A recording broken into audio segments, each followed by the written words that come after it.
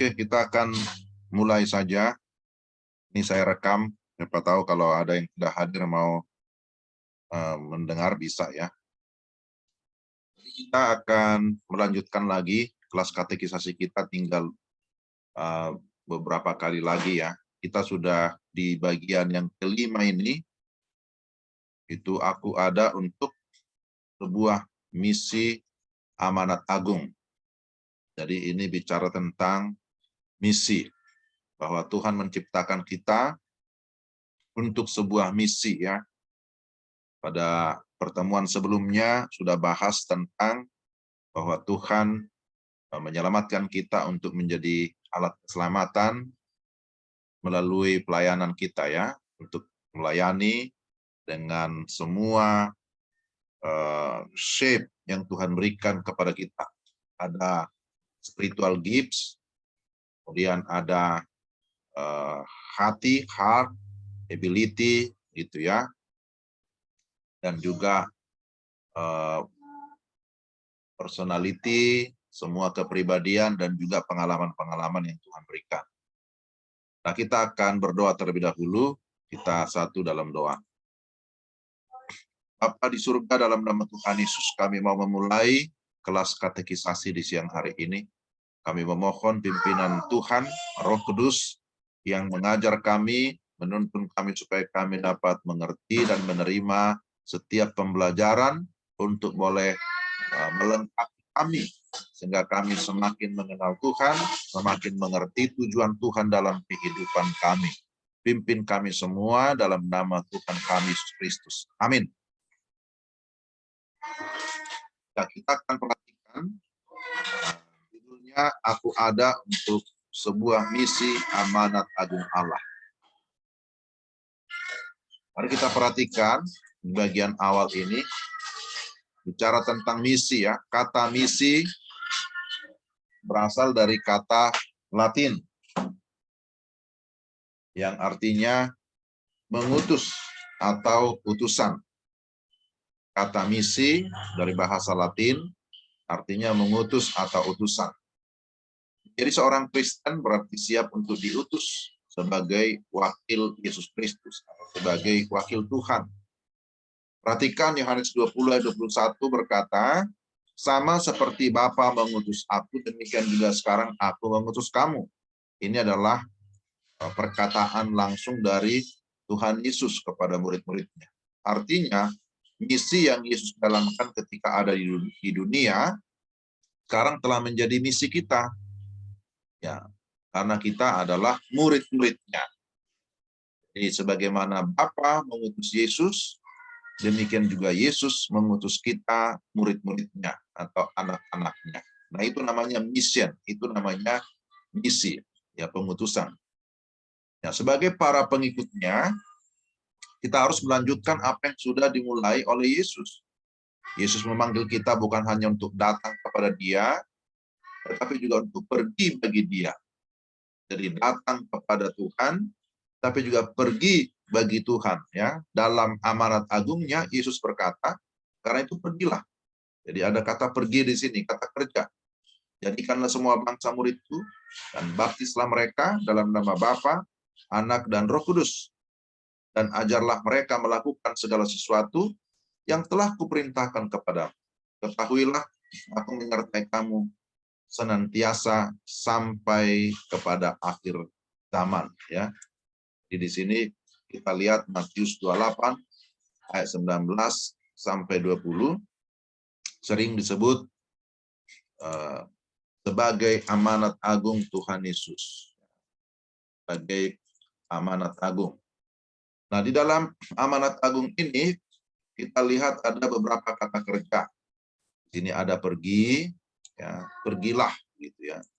Tapi kemudian ada di sini jadikanlah. Ini juga kata kerja berikutnya. Kita bisa lihat di sini. Kemudian ada kata baptislah. Ini juga adalah kata kerja. Lalu kemudian ajarlah. Ya.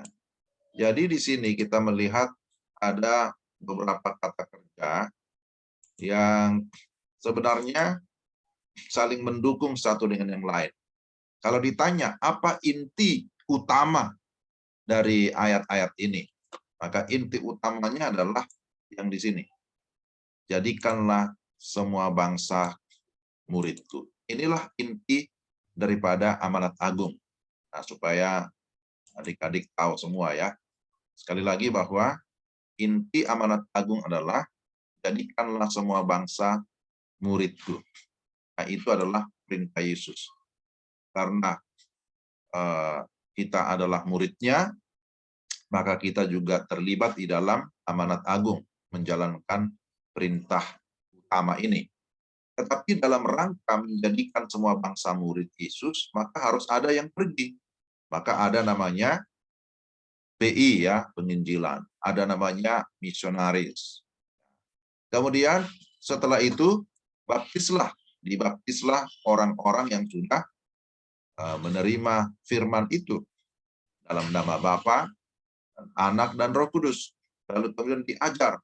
Diajar berarti dia dimuridkan, dilengkapi agar bisa semakin mengenal siapa Tuhan dan semua ajaran-ajarannya.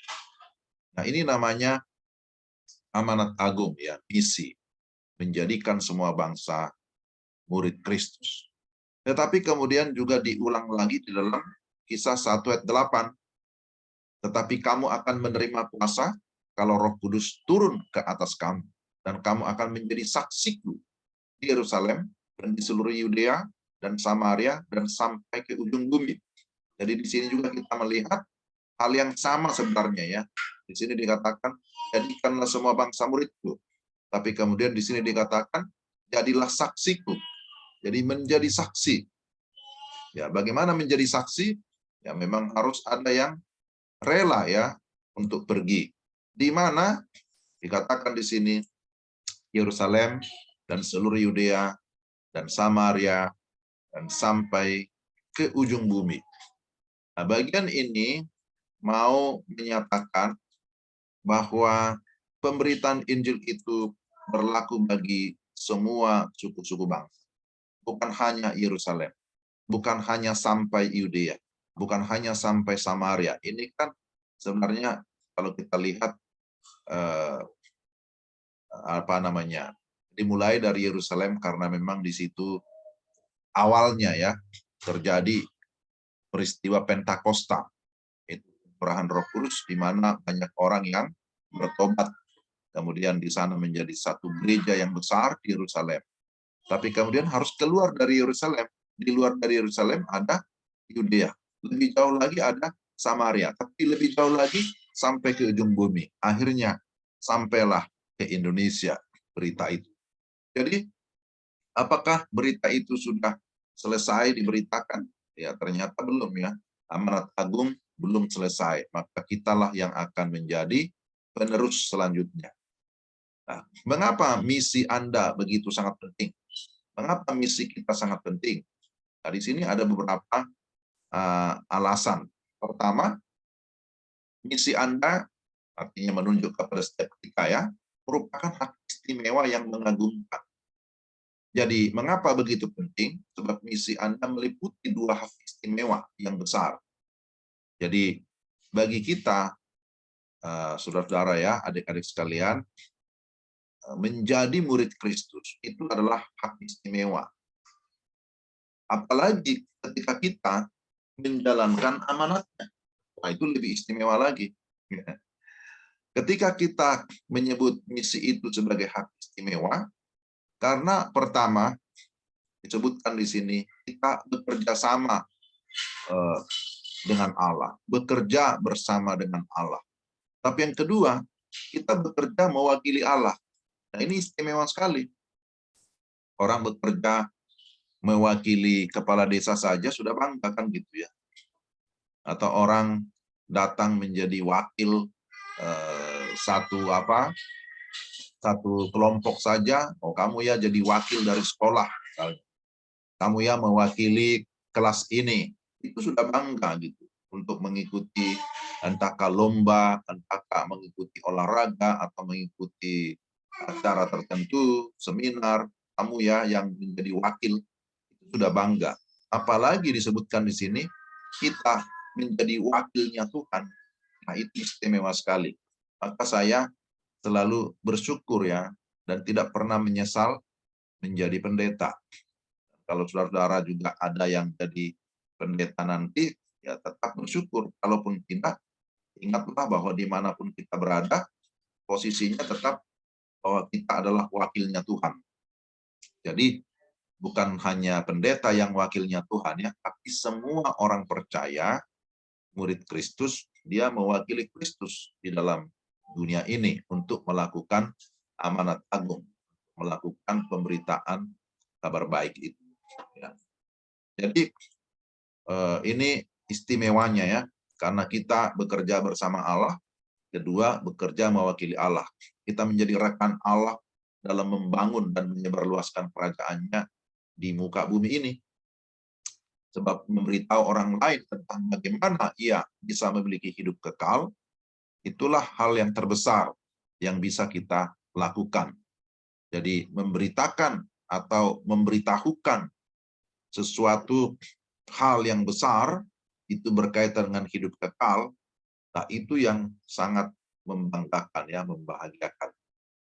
Kalau teman Anda menderita kanker atau AIDS, dan Anda tahu obatnya, maka merupakan satu kejahatan besar kalau Anda tidak memberitahukan kepadanya obat yang bisa menyembuhkannya. Jadi hal yang sama terjadi juga ketika kita merahasiakan kepada seseorang tentang jalan pengampunan, kepastian keselamatan, kehidupan yang kekal, kebahagiaan yang kekal, padahal kita tahu jalan menuju ke sana, tapi kita tidak mau memberitahu, maka kita pun tergolong kepada orang yang jahat, kan gitu. Karena kita sudah tahu obatnya, tapi kita tidak mau kasih. Jadi inilah yang kita lihat yang ditekankan dalam bagian ini ya. Jadi kita terlibat dalam misi Tuhan, itu hak istimewa. Nah itu sebabnya firman Allah berkata, sebab barang siapa yang berseru kepada nama Tuhan akan diselamatkan. Tetapi bagaimana mereka dapat berseru kepadanya jika mereka tidak percaya kepada Dia? Bagaimana mereka dapat percaya kepada Dia jika mereka tidak mendengar tentang Dia? Bagaimana mereka mendengar tentang Dia jika tidak ada yang memberitakannya? Dan bagaimana mereka dapat memberitakannya jika mereka tidak diutus? Seperti ada tertulis betapa indahnya kedatangan mereka yang membawa kabar baik. Roma pasal 10 ayat 13 sampai 15. Jadi siapa yang mau memberitakan? Ya, mereka yang diutus. Jadi harus ada pengutusan. Itulah sebabnya disebut sebagai misi. Karena misi berarti ada yang diutus, ada yang siap untuk pergi. Jadi sangat jelas di sini ya, Roma pasal 10 ayat 13 sampai 15. Pada bulan Juli yang lalu, kami mahasiswa SCT Rabona pergi mission trip ke Sumatera Selatan, ke Muara Enim. Nah, luar biasa firman Tuhan ini kami alami. Betapa indahnya kedatangan mereka yang membawa kabar baik. Jadi kami juga melihat betapa antusias, betapa senangnya orang-orang di sana, jemaat yang ada di Muara Enim ketika tim mission trip datang. Ketika hamba-hamba Tuhan datang, bersama mahasiswa datang, mereka sangat senang sekali. Karena mereka bisa mendapatkan pelayanan pribadi, bisa mendapatkan seminar, bisa mendapatkan KKR, bisa mendapatkan pelayanan seperti J4C dan lain sebagainya. Dari anak-anak sampai dengan pemuda, remaja, orang tua, mereka sangat bergembira. Jadi kami juga merasakan ayat ini, betapa indahnya kedatangan mereka yang membawa kabar baik. Karena ternyata banyak orang yang menanti-nantikan ya kedatangan hamba-hamba Tuhan.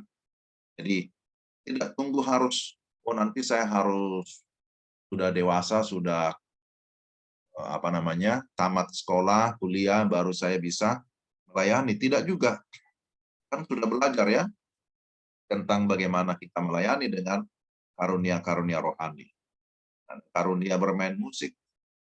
Ada yang bisa berdoa, ada yang bisa bersaksi, ada yang bisa bernyanyi, dan lain sebagainya. Semua itu bisa kita lakukan ya di tengah-tengah gereja kita. Jadi nanti kalau sudah di CD, ya, diminta supaya mau ya terlibat di dalam pelayanan. Jadi itu yang pertama. Mengapa misi itu begitu sangat penting bagi kita? Karena itu adalah hak istimewa. Tapi yang kedua, misi Anda memiliki makna kekal. Itu sebabnya begitu penting. Ya, hasil dari misi Anda akan berlangsung selamanya atau bersifat kekal. Karena tidak ada sesuatu pun yang Anda kerjakan yang akan bernilai sebesar menolong orang yang memiliki hubungan kekal dengan Allah. Karena itulah kita harus serius dengan misi kita. Yesus bersabda, ya, kita harus mengerjakan pekerjaan Dia yang mengutus aku selama masih siang. Datang malam di mana tidak ada seorang pun yang dapat bekerja. Istilah selama masih siang bisa diartikan selama masih ada kesempatan. Atau selagi masih ada kesempatan. Mumpung masih kuat. Mumpung masih muda. Mumpung ada kekuatan, tenaga. Mumpung masih ada waktu. Nah, ini kesempatan ya untuk kita bisa melayani. Jangan tunggu sekali lagi, nanti saya tua dulu. Siapa yang tahu kita tua atau tidak kan? Hanya Tuhan yang tahu. Jadi, mengapa misi kita penting? Karena itu berkaitan dengan kehidupan rohani, kehidupan yang kekal. Ya, kalau orang di dunia ini, ya jangankan bicara tentang kekekalan, bicara yang sementara, misalnya uang, itu sudah dianggap sangat penting. Padahal uang itu hanya bersifat sementara. Tapi terhadap uang saja, orang begitu serius, ya karena memang butuh uang. Walaupun uang itu sifatnya sementara, tapi orang memburu ya uang. Bahkan karena uanglah banyak orang korupsi, banyak orang yang dipenjara karena uang. Karena uang juga banyak orang yang tidak setia kepada Tuhan. Karena uang juga imannya dipertaruhkan, menjual imannya. Dan saya harap di antara kita, saudara-saudara, tidak ada yang demikian nanti. Ya, jadi ini perlu diperhatikan bahwa misi kita itu begitu penting karena bicara tentang kehidupan rohani yang kekal. Kita dapat memiliki seluruh masa kekekalan untuk dirayakan bersama orang-orang yang telah kita bawa kepada Yesus. Tapi kita hanya memiliki waktu sebatas umur kita untuk menjangkau mereka. Karena itu kerjakanlah keselamatanmu, kata Paulus. Karena bagiku hidup adalah Kristus dan mati adalah keuntungan. Tapi jika aku harus hidup di dunia ini, itu berarti bagiku bekerja memberi buah. Filipi pasal 1 ayat 21 sampai 26. Nah, ini adalah prinsipnya. Kalau kita masih hidup, ya kita hidup bagi Kristus. Kita mau melayani. Kita mau menjadi berkat. Dan Yohanes 15 ayat 16 juga menyatakan, bukan kamu yang memilih aku, melainkan aku yang telah memilih dan telah menetapkan kamu, supaya kamu pergi dan menghasilkan buah. Dan buahmu itu tetap. Sehingga apa yang kamu minta dari Bapa dalam namaku, Dia akan memberikannya kepadamu. Yohanes 15 ayat 16. Jadi sama ya, di dalam Filipi pasal 1 ayat 21-22, khususnya ayat 22 dikatakan, ya bagiku bekerja memberi buah. Bekerja memberi buah artinya mendatangkan sesuatu yang berguna ya, yang bermanfaat, yang menjadi berkat. Itu buahnya. Sama juga di dalam Yohanes 15 ayat 16, Yesus berkata, supaya kamu pergi dan menghasilkan buah. Ya.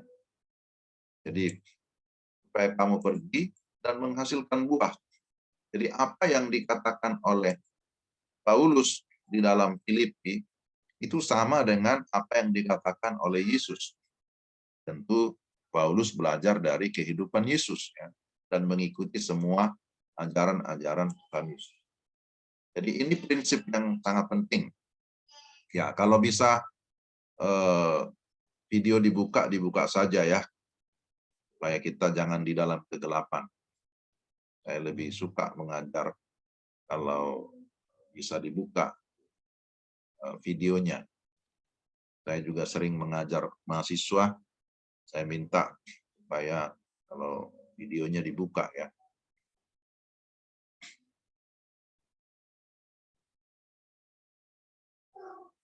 Yang bisa video dibuka saja ya. Sama aja kalau kita tatap muka juga kan saling lihat-lihatan kan. Tadinya mau ke gereja, tapi karena kaki saya bengkak, kakinya bengkak nggak bisa jalan, akhirnya pakai tongkat. Tongkatnya masih ada di sini. Jadi saya bilang aduh enggak jadi nih, Zoom saja jadi. Biar kita saling melihat, akan lebih terhibur, cepat sembuhnya ya. Jadi ini prinsipnya, kenapa misi itu penting, kenapa pemberitaan Injil itu sangat penting bagi kita, yaitu hak istimewa. Ya, kemudian karena yang kita beritakan itu memiliki makna kekal, bicara tentang Injil itu bicara tentang keselamatan dan hidup kekal. Tidak ada ditemukan di dunia ini. Jadi itulah yang mau kita lakukan ya, supaya kita bisa memberi buah. Memberi buah artinya ada orang-orang yang bisa kita layani di dalam pemberitaan firman Tuhan.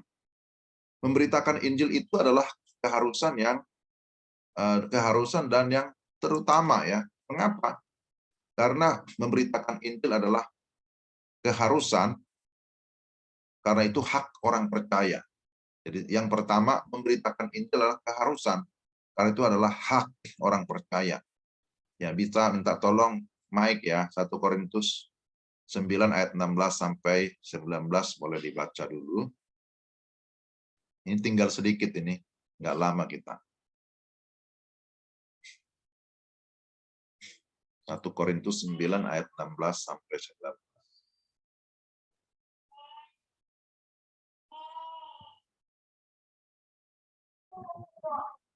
1 Korintus 16 ayat 1 Korintus 1 1 Korintus 9 ya. Atau apa? Ya. Karena jika aku memberitakan Injil, aku tidak mempunyai alasan untuk memegahkan diri. Sebab itu adalah keharusan bagiku, celakalah aku jika aku tidak memberitakan Injil.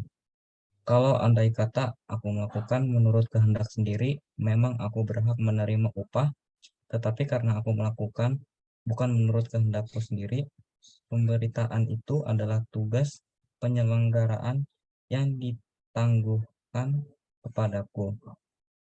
Kalau demikian, apakah upahku?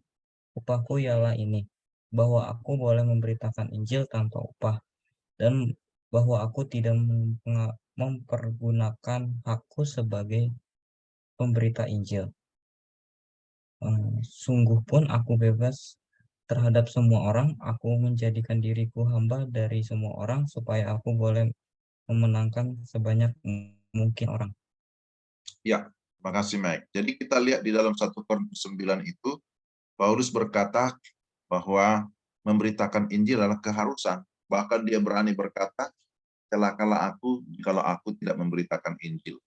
Jadi bagi Paulus, memberitakan Injil itu bukan kewajiban lagi ya, tapi hak. Kalau kewajiban kan sama aja, kita wajib bayar pajak, wajib bayar IPL, wajib bayar listrik, dan seterusnya. Tapi Paulus memandangnya tidak demikian, malah sebaliknya. Ini hak. Ya, kalau hak itu berarti harus diambil ya. Kita berhak memberitakan Injil, dan itu keharusan luar biasa. Yang kedua, memberitakan Injil adalah keharusan karena itu panggilan dari atas. Ya, juga disebutkan panggilan dari bawah, panggilan dari luar, dan dari dalam. Jadi ada 4 hal di sini. Mari kita baca dulu satu-satu. Pertama, disebutkan Kisah Para Rasul 9. Ini kepanjangan ya, tapi nggak usah dibaca kalau gitu. Ini Kisah Para Rasul 9 bicara tentang pertobatan daripada Saulus. Ketika itu namanya masih Saulus ya. Saulus dipanggil oleh Tuhan ketika dia berada dalam perjalanan menuju satu tempat, namanya apa? Damsik, ya tahu ya, ke Damsik. Ya. Jadi ketika dia mau ke Damsik, tujuannya apa? sebenarnya kan mau menganiaya orang-orang Kristen. Karena dia benci kepada orang-orang Kristen. Tapi dalam perjalanan menuju ke Damsyik atau ke Damaskus, tiba-tiba ada panggilan dari atas. Panggilan dari Tuhan. Ada suara yang berseru, Saulus, Saulus, mengapa engkau menganiaya aku? Nah, itu panggilan dari siapa? Dari Tuhan. Pada saat itu juga, Saulus langsung terjatuh, rebah ke tanah, dan dia langsung mengalami juga kebutaan ya, selama 3 hari ya.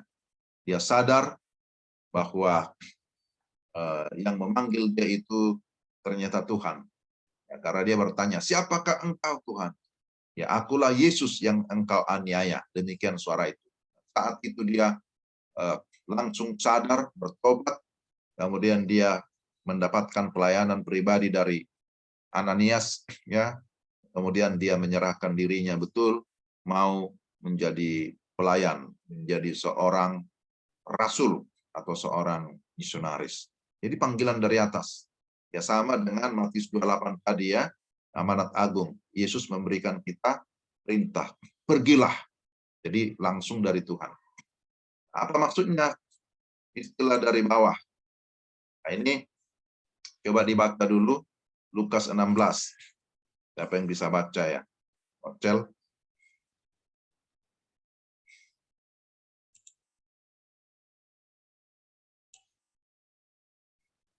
Lukas 16 ayat 22. Itu dibaca sampai 31, Om. Ya, dibaca aja dulu. Nanti sampai di mana sudah stop, saya kasih tahu. Oke. Kemudian matilah orang miskin itu, lalu dibawa oleh malaikat-malaikat ke pangkuan Abraham. Orang kaya itu juga mati lalu dikubur. Dan sementara ia menderita sengsara di alam maut, ia memandang ke atas. Dan dari jauh dilihatnya Abraham dan Lazarus duduk di pangkuannya. Lalu ia berseru katanya, Bapak Abraham, kasihanilah aku, suruhlah Lazarus supaya ia mencelupkan ujung jarinya ke dalam air dan menyejukkan lidahku, sebab aku sangat kesakitan dalam nyala api ini. Ya, Tetapi sampai di situ ya. Oke. Sudah cukup. Jadi di sini ada kisah tentang orang kaya yang dengan Lazarus. Orang kaya itu mati, tapi dia masuk ke alam maut. Tapi orang miskin itu namanya Lazarus masuk ke Firdaus, ke pangkuan Abraham. Jadi setelah di alam maut, di sini kita lihat ada penjelasan bahwa orang kaya itu karena tidak memiliki iman, dia masuk ke alam maut dan menderita sengsara sampai selama-lamanya dalam nyala api yang kekal. Maka dia berseru, aduh Bapak Abraham, suruhlah Lazarus. Tapi kan itu sudah terlambat ya. Tapi kemudian kalau kita lanjut baca lagi, dia berkata, aduh masih ada keluargaku, masih ada saudara-saudaraku yang belum percaya. Ya gitu. Jadi itu disebut sebagai satu panggilan dari bawah. Dengan kata lain, bahwa ternyata benar ada namanya neraka, ada alam maut.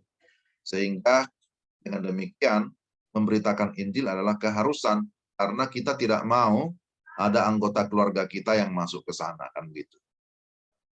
Lalu ada panggilan dari luar, Kisah 16 ayat 7 sampai ayat 10. Arton bisa?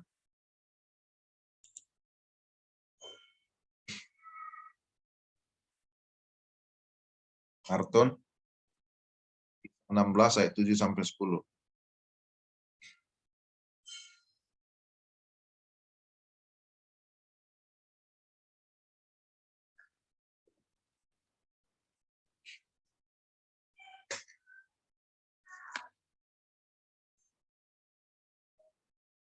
Mana Arton?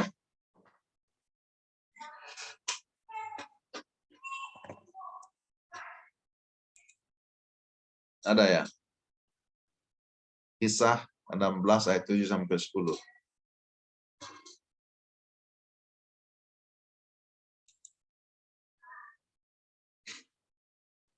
Halo Arton?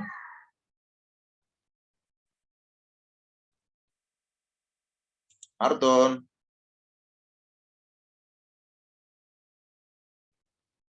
Hah. Nah, ini yang saya tidak suka ya. Makanya saya bilang tadi jangan seperti ini ya. Nah, kemana perginya? Dona lah, Dona bisa baca.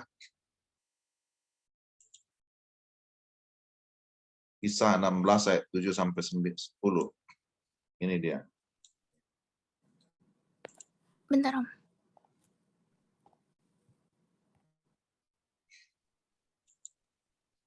Kisah para Rasul 16 ayat 7 sampai 7 sampai 10. Dan setibanya di Mesia, mereka mencoba masuk ke daerah Bitinia, tetapi Roh Yesus tidak mengizinkan mereka. Setelah melintasi Misia, mereka sampai di Troas. Pada malam harinya, tampaklah oleh Paulus suatu penglihatan. Ada seorang Makedonia berdiri di situ dan berseru kepadanya. Katanya, menyeberanglah kemari dan tolonglah kami. Setelah Paulus melihat penglihatan itu, segeralah kami mencari kesempatan untuk berangkat ke Makedonia, karena dari penglihatan itu, kami menarik kesimpulan bahwa Allah telah memanggil kami untuk memberitakan Injil kepada orang-orang di sana. Oke, terima kasih Dona ya. Jadi kita lihat di sini disebutkan bahwa ada panggilan dari seberang, dari orang Makedonia ya, menyeberanglah kemari.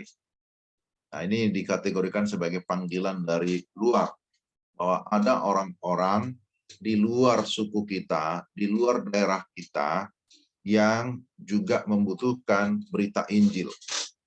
Dan ada panggilan dari dalam.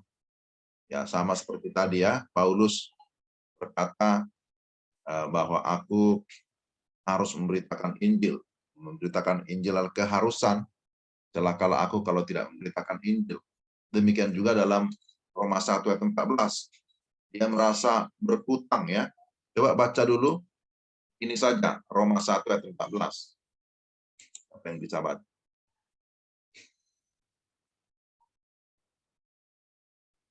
Arton sudah ada? Roma 1 ayat 14. Hesel? Bisa, Om. Ya, Roma 1 ayat 14 ya. 1:14 ya, Om. Ya, Roma 1 ayat 14. Aku berhutang baik kepada orang Yunani maupun kepada orang bukan Yunani, baik kepada orang terpelajar maupun kepada orang tidak terpelajar. Oke. Jadi di sini Paulus berkata, aku berhutang ya. Berhutang baik kepada orang Yahudi, orang Yunani, orang terpelajar ataupun tidak. Jadi hutang yang dimaksud tentu bukan hutang duit ya. Bukan hutang uang tentu, bukan hutang harta, bukan hutang budi, tetapi ini berkaitan dengan Injil. Bahwa dia sudah mengalami keselamatan karena Injil Kristus, maka dia merasa berhutang kepada Kristus, bukan kepada manusia. Karena itulah dia memberitakan Injil kepada semua orang.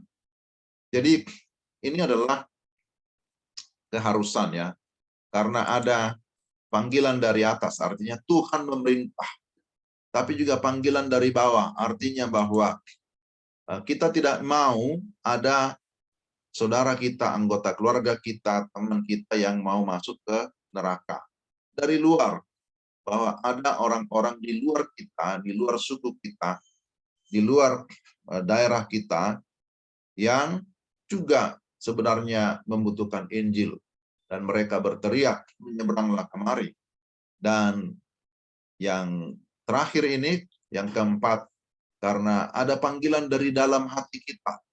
Kita merasa berhutang ya kepada Tuhan, maka kita mau melakukan panggilan ini, memberitakan Injil. Nah ini yang kedua. Kemudian yang berikutnya, ketiga, memberitakan Injil adalah keharusan, karena itu hak segala bangsa. Jadi artinya Tuhan memberikan amanat agung ya, yang tadi kita sudah baca di awal. Pergilah, jadikanlah semua bangsa muridku. Kemudian Kisah 1 ayat 8, kamu akan menjadi saksiku Yerusalem, Yudea, dan Samaria, dan sampai ke ujung bumi. Jadi itu adalah perintah Tuhan. Artinya bahwa Tuhan mengasihi segala bangsa. Bukan hanya bangsa tertentu. Tapi Tuhan mengasihi segala bangsa. Dan Tuhan juga merindukan supaya di setiap suku bangsa ada pertobatan. Maka di sini kita lihat ternyata bahwa Injil itu adalah hak segala suku bangsa. Sehingga kalau haknya suku bangsa, ya kita harus memberikannya, kan begitu. Kalau orang lain punya hak untuk Injil, jangan kita tahan-tahan. Jangan kita simpan hanya untuk diri sendiri. Satu kali Yesus mengadakan kunjungan ke Bait Allah, ya. Kemudian di Bait Allah, Yesus itu begitu marah. Saking marahnya, dia membuat cambuk, lalu mengusir orang-orang yang ada di pelataran Bait Allah, mengusir para pedagang, penukar-penukar uang, ditunggang-balikan semua, diusir semuanya. Nah, kenapa Yesus begitu marah? Ya, orang berkata karena mereka di situ berdagang. Ada juga yang berkata begitu. Ada yang berkata karena mereka mengotori pelataran Bait Allah. Ada juga yang berkata karena mereka di situ mencari untung untuk dirinya sendiri. Ya, itu semua bisa dibenarkan. Tapi jawaban yang lebih lagi, kenapa Yesus begitu marah dan mencambuk mereka semua? Karena sesungguhnya pelataran yang mereka pakai untuk berdagang, pelataran yang mereka kuasai itu adalah tempat doa bagi bangsa-bangsa lain. Jadi Bait Allah itu kan ada namanya pelataran, pelataran luar, pelataran dalam, ruang kudus, ada ruang maha kudus. Nah, kalau di bagian dalam itu tentu itu umat Israel, ya. Tapi pelataran luar itu dari bangsa-bangsa lain di luar Israel boleh datang ke sana untuk berdoa. Itulah doanya Raja Salomo ketika mendirikan Bait Allah. Salomo berdoa, Tuhan, kalau ada bangsa lain yang ingin berdoa di Bait Allah, di pelataran-Mu, boleh atau tidak? Ya, tentu Tuhan berkata, ya, tidak ada masalah. Ya, dan ternyata orang-orang Yahudi, para imam, menguasai tempat itu. Artinya bahwa mereka merampas haknya bangsa lain. Merampas hak suku bangsa yang lain untuk berdoa kepada Tuhan. Nah, itu begitu marah Tuhan, ya. Nah, jadi saudara, memberitakan Injil keharusan karena segala bangsa berhak untuk mendengarkan itu. Nah, salah satu ayat di sini yang bisa kita baca, Wahyu pasal 7 ayat 9. Bisa tolong dibaca satu orang? Wahyu 7 ayat 9. Ya, Ocel lah baca, ya. Wahyu 7 ayat 9. Kita tidak baca semua, ya, satu ayat ini saja.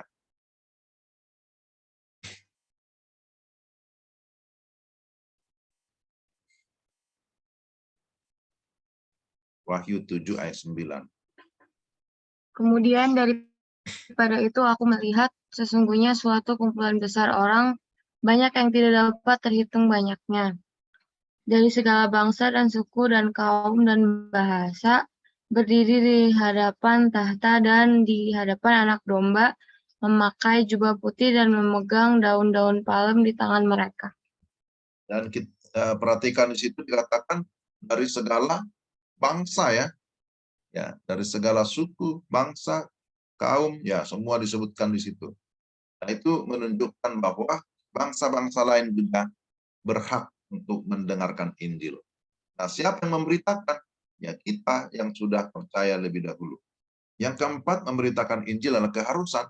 Karena apa? Karena waktunya singkat dan mendesak. Waktunya singkat dan mendesak.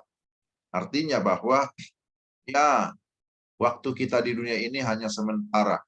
Kita tidak tahu berapa lama kita hidup. Tapi selama hidup kita itu dinyatakan itu singkat. Dan itu sebabnya Yesus berkata, seperti dalam Yohanes 9 ayat 4, Nah, bekerjalah selama masih siang atau selagi masih siang. Artinya selagi masih ada kesempatan, pergunakanlah itu. Ya, demikian juga di Yohanes, di Lukas, semua membicarakan tentang keharusan memberitakan Injil karena waktunya singkat dan mendesak. Ya. Ada kisah seorang misionaris pergi ke Cina ya. Jadi misionaris itu memberitakan Injil kepada orang Cina, akhirnya dia bertobat. Tapi kemudian dia bertanya, sudah berapa lama kamu mendengarkan Injil? Artinya Injil itu sudah berapa lama ada di negaramu? Karena dia adalah orang Amerika ya. Lalu dia berkata, sudah ratusan tahun. Lalu dia begitu menyesali ya, sudah ratusan tahun ya, kenapa baru datang sekarang? Karena orang tua saya selama 20 tahun mencari kebenaran, dia tidak menemukan sampai dia mati, dia tidak tahu kebenaran. Jadi itu waktunya singkat. Kemudian yang kelima, memberitakan itu adalah keharusan. Karena ada korelasi antara kedatangan Yesus kedua dengan misi. Jadi orang bertanya, kapan Yesus akan datang kembali? Ingat bahwa Yesus datang 2 kali ya. Kedatangan pertama, dia datang ya di dalam palungan, dilahirkan oleh Maria ya. Tapi kemudian sekarang Yesus sudah naik ke surga. Dia akan datang kembali. Nah, kapan kedatangannya? Tidak ada yang tahu. Ya, who knows ya? Nggak ada yang tahu. Siapa yang tahu? Hanya Bapa yang tahu. Tapi ada Matius 24 ayat 14. Ini menjadi satu ayat referensi yang sangat penting. Berkaitan dengan kesudahan segala zaman. Atau kesudahan segala sesuatu. Atau kedatangan Kristus kembali setelah berita Injil sampai kepada segala bangsa. Tolong dibaca Matius 24 ayat 14. Mike. Matius 24 ayat 14.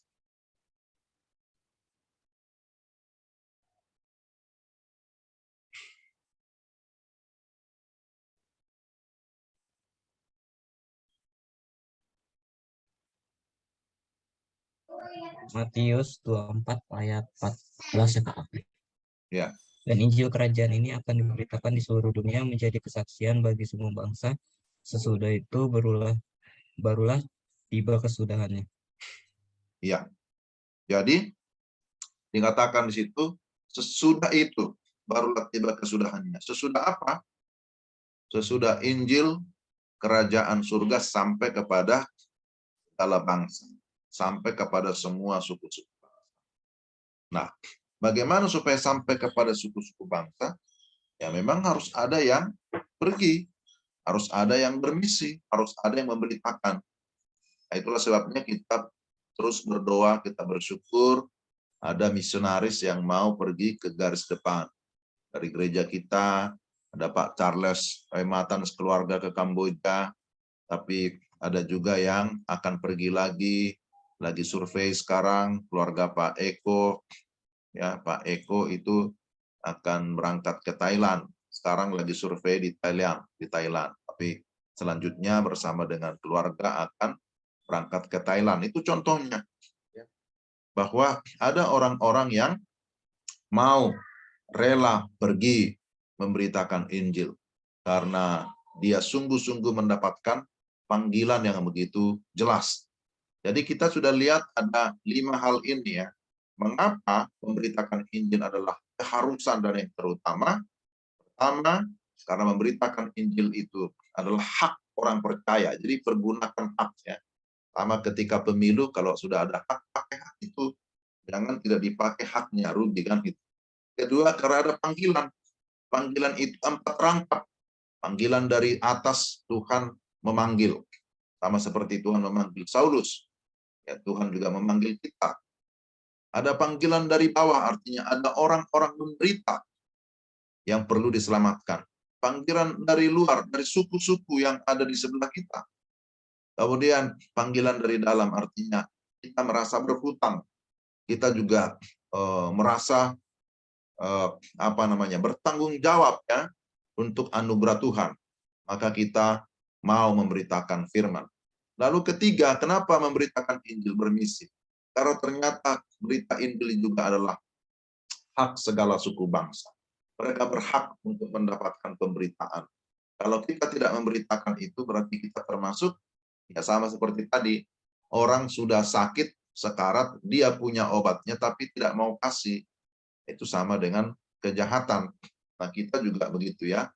Kalau kita sudah tahu obat dosa itu adalah Injil Yesus Kristus, kita tidak mau memberitakan, kita hanya diam-diam, nah kita juga akan dicap sebagai hamba yang jahat. Nah, kemudian memberitakan Injil keharusan karena waktunya singkat dan mendesak. Kita tidak tahu berapa lama lagi ya waktu kita. Jadi kita sebut ini singkat. Karena itu pergunakan kesempatan yang ada ya sebagai kairos ya. Kairos itu kesempatan.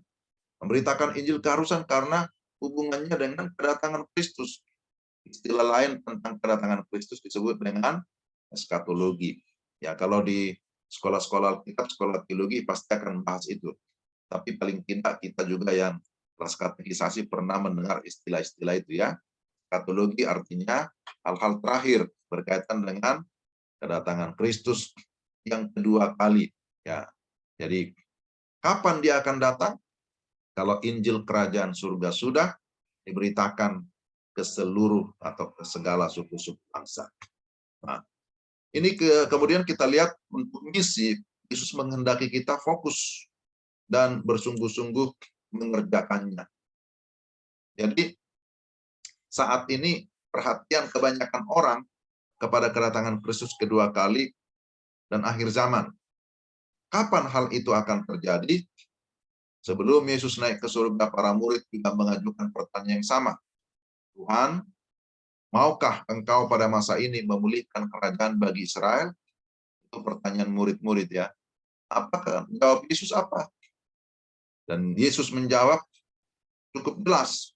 Engkau tidak perlu mengetahui masa dan waktu yang ditetapkan Bapa sendiri menurut kuasanya.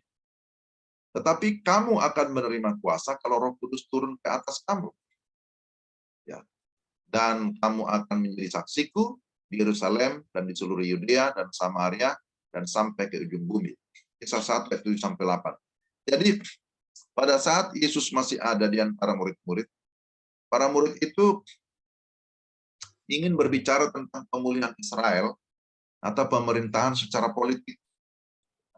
Mereka merindukan kemerdekaan secara politis, artinya kemerdekaan sebagai satu negara yang ada di bumi. Ya. Tapi kemudian Yesus dengan segera mengalihkan pembicaraan kepada penginjilan. Dia ingin memusatkan perhatian pada misi ya, supaya murid-muridnya fokus kepada misi, fokus kepada penginjilan, jangan fokus kepada pemerintahan politik. Karena mereka memang sebelumnya pernah dalam kitab Injil mempertanyakan itu. Ya, nanti kalau engkau jadi raja, siapa yang akan jadi menterinya, kan kira-kira begitu. Jadi kalau bisa, kalau Yesus jadi pemimpin, jadi raja, ya adalah para tangan kanannya kan gitu ya, para menteri istilah sekarang. Ada yang ambisi di sana, ada Yakobus, ada Petrus, ada yang lain-lain ya. Tapi Yesus berkata apa loh? Kerajaanku kan bukan dari dunia ini. Kok kamu pikirannya duniawi gitu? Kerajaanku bukan dari dunia ini. Kok kamu pikirkan yang duniawi terus? Maka Yesus berkata, loh kamu urusannya apa? Ya urusannya adalah memberitakan Injil. Kalau kamu menerima kuasa, kamu akan menjadi saksiku. Jadi jangan kamu mengurusi tentang kemerdekaan bangsa Israel, pemulihan bangsa Israel. Tapi urusanmu adalah, kata Yesus, kamu harus menjadi saksi. Nah, jadi untuk itu memang perlu keseriusan ya, kesungguhan. Tentang kedatanganku kembali bukan urusan murid-murid, bukan urusanmu, kata Yesus. Yang menjadi urusanmu adalah misi yang telah aku berikan kepadamu. Karena Yesus kan sudah memberikan amanat agung. Diperhatikanlah itu dan sungguh-sungguhlah untuk itu.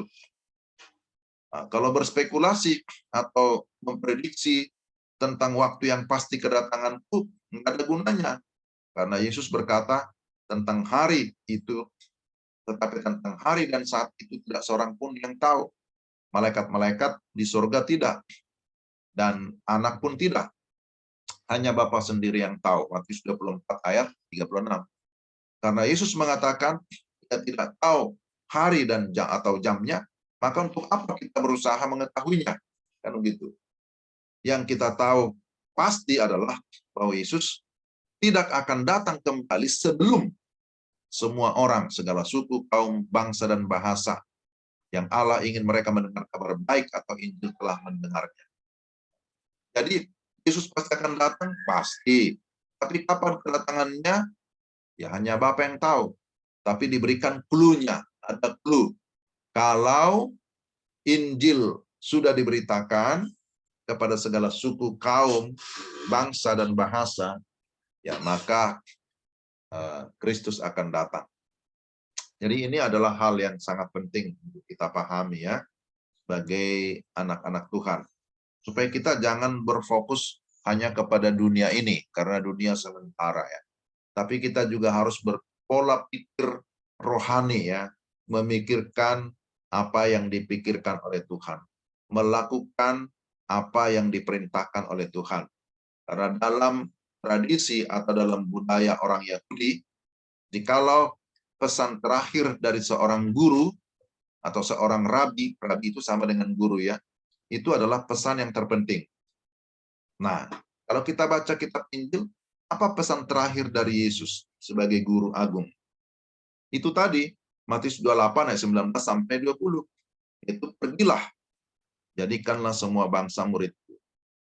Berarti itulah pesan yang terpenting yang disampaikan oleh Yesus. Dan pesan itulah yang harus dilakukan oleh murid-muridnya. Dan karena itu, kita harus fokus kepada apa yang Tuhan perintahkan. Jangan fokus kepada yang Tuhan tidak perintahkan.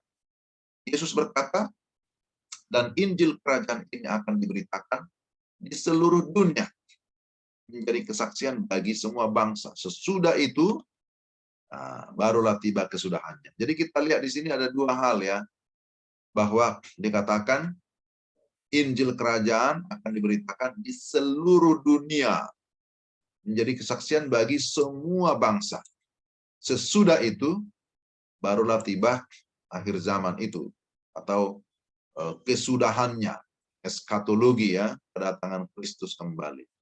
Artinya jika kita ingin agar Yesus segera kembali, pusatkanlah seluruh perhatianmu pada pelaksanaan dan penuntasan misi amanat agung Allah ini. Nah, ini adalah hal yang sangat penting, hal yang sangat-sangat menarik ya. Jadi ingat bahwa iblis akan membiarkan Anda melakukan segala hal yang baik, ya, sepanjang Anda tidak mengajak seorang pun pergi ke surga bersama Anda. Nah, ini sebenarnya bahasa sindiran ya, peringatan. Tetapi begitu Anda sungguh-sungguh dengan misi, maka tidak mengherankan iblis akan menggunakan segala cara dan daya untuk mengalihkan perhatian Anda. Jadi gereja atau orang percaya yang sungguh-sungguh bertekun dalam pelayanan, orang yang sungguh-sungguh bertekun di dalam misi, orang sungguh-sungguh yang bertekun dalam pemberitaan Injil, kabar baik, ya maka akan semakin mengalami banyak tantangan. Ya, karena itulah yang tidak disukai oleh iblis. Kan gitu ya. Ya, seperti tadi sudah dikisahkan. Mengapa Saulus begitu marah? Ya, karena banyak orang yang mengikut Yesus, percaya kepada Yesus. Dan si Saulus ini sebelum bertobat kan, sebelum dia bertobat, akhirnya dia dengan segala kemampuannya, dengan segala otoritas yang diberikan kepadanya, ya tentu dia dipakai oleh si iblis. Nah, dia berusaha untuk membinasakan atau menganiaya, bahkan membunuh orang-orang yang percaya kepada Kristus. Jadi di mana ada pemberitaan Injil yang sungguh-sungguh, pasti di sana akan ada tantangan. Dan pada akhirnya kita tahu ya, ketika Paulus sudah bertobat, lalu dia menyerahkan diri untuk melayani, dia memberitakan Injil sebagai seorang rasul, dia juga banyak mengalami penderitaan kan? Banyak sekali. dia mengalami penderitaan. Dia pernah di penjara. Paulus juga pernah mengalami karam kapal. Dia pernah disesah, dicambuk. Ya, dia pernah diusir, ditolak, dia dikejar-kejar, dan lain sebagainya. Ada banyak penderitaan yang dialami oleh Paulus ketika dia memberitakan Injil. Tapi bagi dia, tidak ada kata menyerah, tidak ada kata mundur. Justru dia berkata, bagiku hidup adalah Kristus, dan mati adalah keuntungan. Ini luar biasa ya, teladan yang diberikan oleh Rasul Paulus kepada gereja, kepada kita. Jadi adik-adik sekalian, mari kita turut mengambil bagian dalam misi ini. Mungkin ada yang berkata, loh, saya kan masih sekolah, belum bisa pergi. Tapi kalau kita belum bisa pergi, kita bisa berdoa untuk misi. Doa kita bisa pergi kan? Tubuh kita nggak bisa pergi jauh-jauh. Tapi doa kita bisa menjangkau seluruh dunia.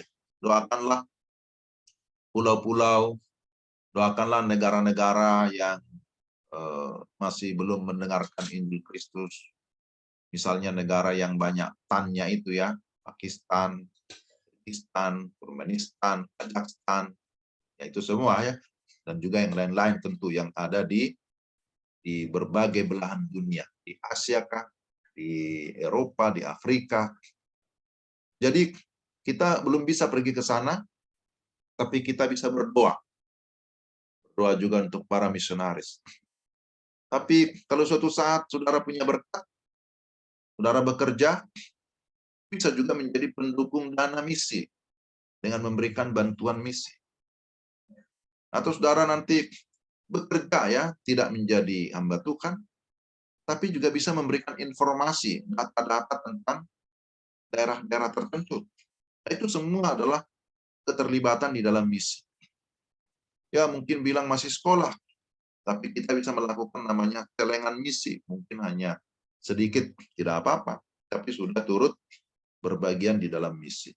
Tapi dalam lingkungan terkecil, ya kalau kita punya teman, kita juga bisa bercerita tentang Injil, bercerita tentang pengalaman kita sebagai orang Kristen. Itu sudah bermisi. Jadi tidak usah pikir yang besar-besar. Tidak usah pikir yang harus kayak diutus resmi, harus sekolah teologi dulu, enggak. Atau harus didoakan dulu, diutus, enggak. Tapi saya kira kita mengerti ya, karena kita juga di Pukris sering berbicara tentang misi. Gereja ada karena misi, maka gereja ada untuk misi. Misi berarti di sana ada apa? Ada pengutusan ya, ada orang yang diutus, yang mau pergi untuk memberitakan kabar baik, memberitakan Injil kepada orang lain yang membutuhkan keselamatan. Nah, ini adalah bagian apa firman Tuhan atau pembelajaran yang bisa saya bagikan di siang hari ini.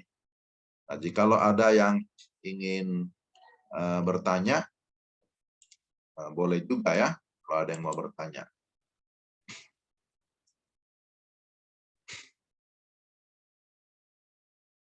Atau ada yang mau didoakan, pokok doa itu juga bisa dibagikan ya, sebelum kita mengakhiri. Jikalau ada pertanyaan boleh, sharing juga bisa, pokok doa juga bisa disampaikan. Kita akan mengakhiri nanti di dalam doa.